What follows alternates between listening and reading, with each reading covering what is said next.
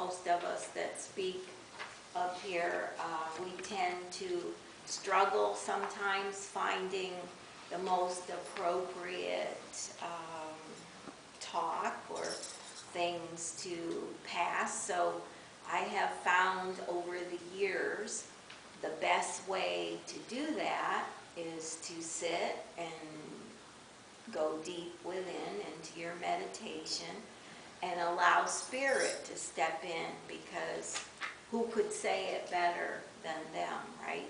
I mean, I don't even try to compete with them, so I tend to just go with the inspirational writing that they guide me through.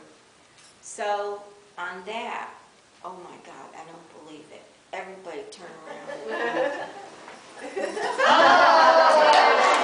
Not supposed to applaud, but we're going to applaud. Andrew's back. Andrew's back. Okay. All right. And such an appropriate talk we're doing today, too, on forgiveness. Okay. We do carry many things through our lives. Memories, obviously, lessons we've learned, joys, but few burdens weigh heavier on us than resentment. Our grudges settle into the corners of our hearts, occupying space where love and peace should and could possibly thrive. For so long, unfortunately, we hold on to, clinging to past hurts, believing they protect us, yet in reality, they tie us to pain. Forgiveness liberates us to move forward without being defined by them. Many people misunderstand forgiveness, believing it necessitates reconciliation or the denial of the past pain. However, we can let go of resentment while upholding essential boundaries. Choosing to forgive is a gift we give ourselves, a means to reclaim peace and break free from bitterness. This journey is difficult. So many wounds run so deeply, and some betrayals feel unforgivable. Forgiveness is one of the most challenging spiritual practices that we're called to embrace. Some wrongs are so profound, so heinous, that perhaps only God can forgive them. The rest of us, we must try. Not because the offender truly deserves it, but because our heart deserves peace. Forgiveness doesn't absolve another of their accountability, but it frees us from carrying the painful burden of the long-standing anger. We have to do it for ourselves, not for them. I once heard about a woman who was deeply wronged by what she thought was a friend, Carla. For years, she carried her anger like a shield, believing it kept her safe. One day, she realized that the person that had hurt her had long ago moved on, while she remained trapped in the past. That realization finally changed everything. She let go, not for the other person, but for herself. The situation hadn't changed, but she had. She discovered a lightness in her heart that she hadn't known in years. Forgiveness is not a single act, but a practice that we continually revisit. Some days we succeed. On other days we still struggle.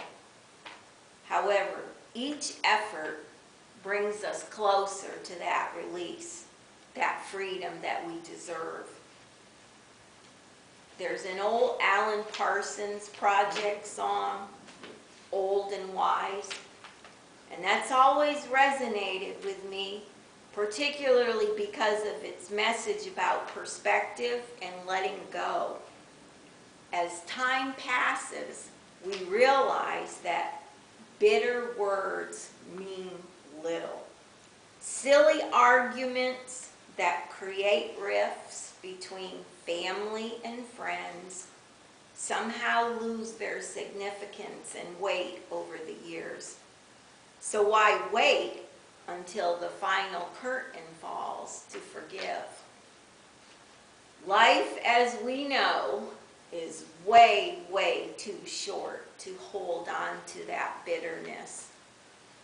Forgiveness emerges as perhaps the most profound expression of love, whether directed toward others, circumstances beyond our control, or even ourselves. It aligns perfectly with the themes we value: expanding our circle of love, showing kindness to ourselves, and expressing love through service to others, as we are often reminded in our spiritualist beliefs. Believe that forgiveness broadens our capacity for compassion. It offers healing to our hearts and serves us and others by breaking cycles of pain. Offering forgiveness is the first step to living a life of grace. And who doesn't need grace or compassion? To admit that we were wrong is to surrender to a higher calling. This concept was mentioned in Soft Landings, which I'm sure most of you read, by Dr. Jerry McDaniel. Forgiveness is a two-way street. Asking for and at the same time giving forgiveness. One cannot exist without the other. Forgiveness is the bridge from pain to peace, the key to reclaiming our hearts and living the abundant life we are meant to experience according to our natural laws, which many of you here have studied and live by. Not forgiving someone is like drinking the poison and expecting them to die. So who does that hurt? Let your hurt, anger, and betrayal go. Regain the peace in your heart that will continue to grow and will flower and bloom and blossom into your new life. I'm sure many of us here